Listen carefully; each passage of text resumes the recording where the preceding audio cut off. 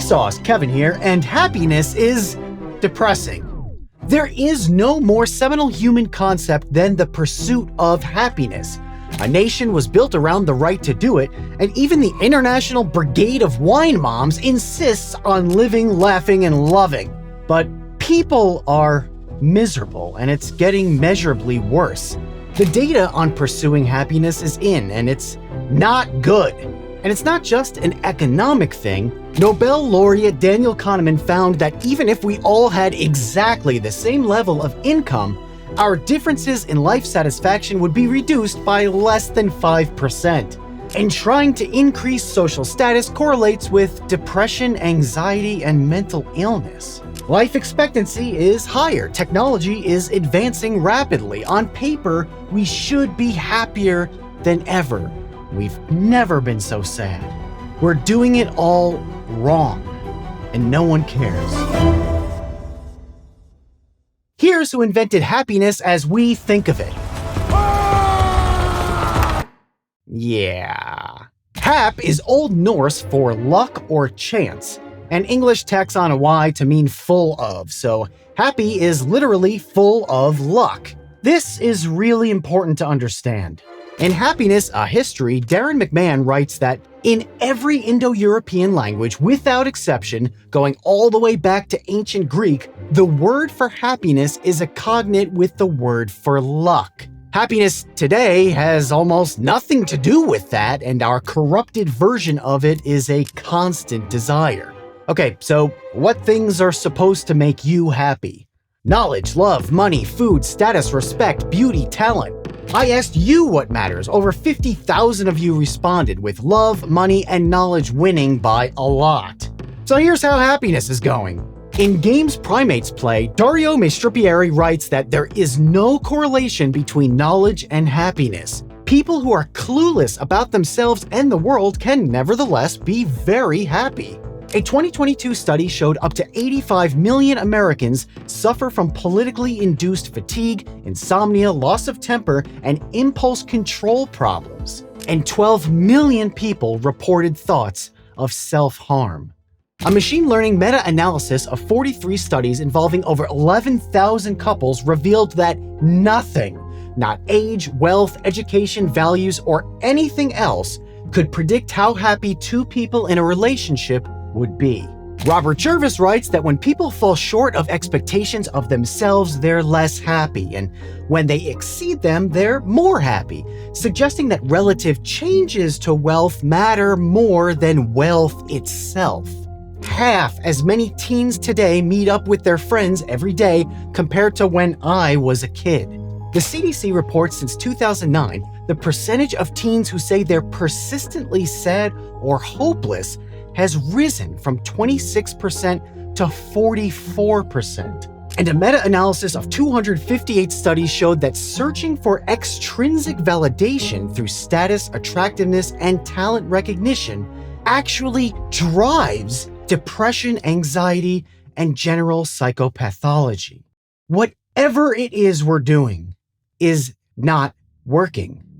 We have a global self-help and personal development industry that costs us $40 billion a year and which is projected to grow at 5.5% compounded annually. So people do care about the problem, but about 117 billion people have lived on planet Earth for a few trillion combined years of human experience. So why aren't we already amazing at happiness? Well, we were better at it, but here's some more research. Real quick, this video is sponsored by Private Internet Access VPN. Browsing the internet with an unencrypted connection is like sending a private message to a group chat. Everyone saw your terrible farting on metal folding chairs meme. With Private Internet Access VPN, you can protect unlimited devices by hiding your IP address and safeguarding your internet connection through an encrypted tunnel. It works on all platforms, and it's particularly amazing at unlocking region-restricted content on streaming services like Netflix. So shows and movies unavailable in your region are suddenly totally available in your region. Browsing without private internet access VPN is like running naked through the streets with your personal data tattooed on your most intimate parts. And the best part is you can get it risk-free with a 30-day money-back guarantee.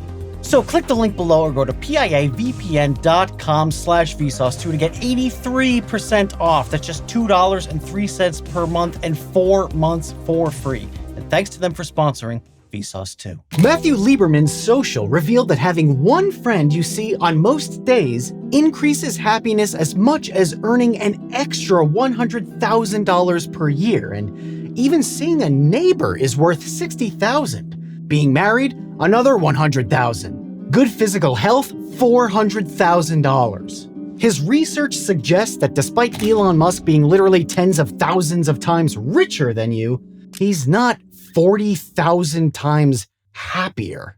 And we are terrible at judging other people's happiness. Kahneman showed that we think the wealthier are 3 times happier than they really are. And we're frequently wrong about others because of the focusing illusion. We tend to think about their problems more than they think about their problems.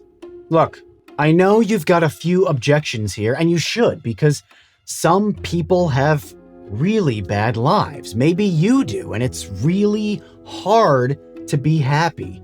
And there's a causation-correlation issue at play, like a decent income puts you in a position to live in a nice neighborhood, be in better health, and have more time to hang out with friends. And seriously, the concept of happiness is linguistically tied to luck in virtually every civilization ever for a reason.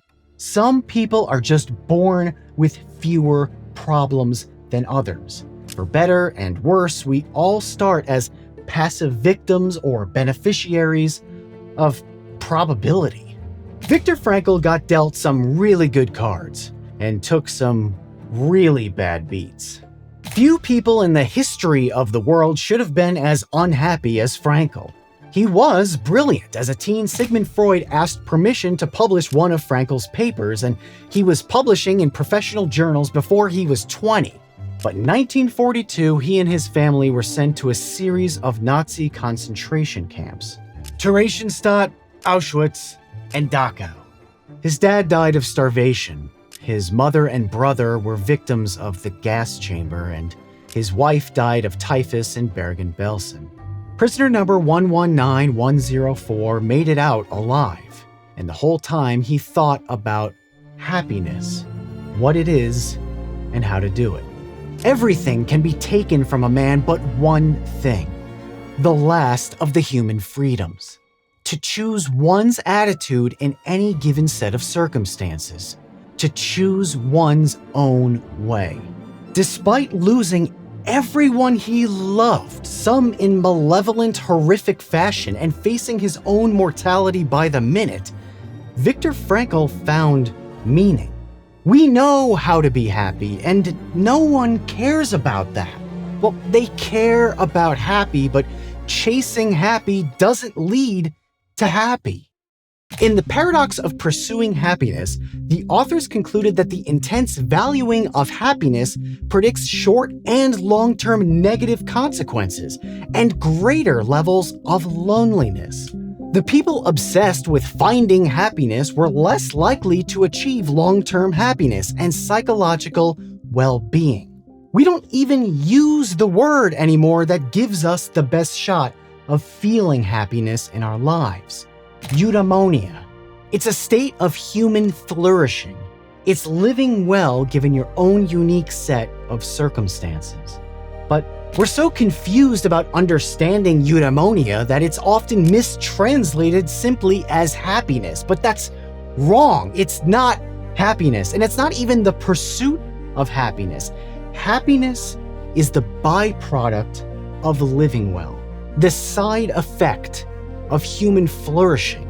And every step we take towards the goal of happiness takes us further from eudaimonia, a word we lost for whatever reason, somewhere along the way.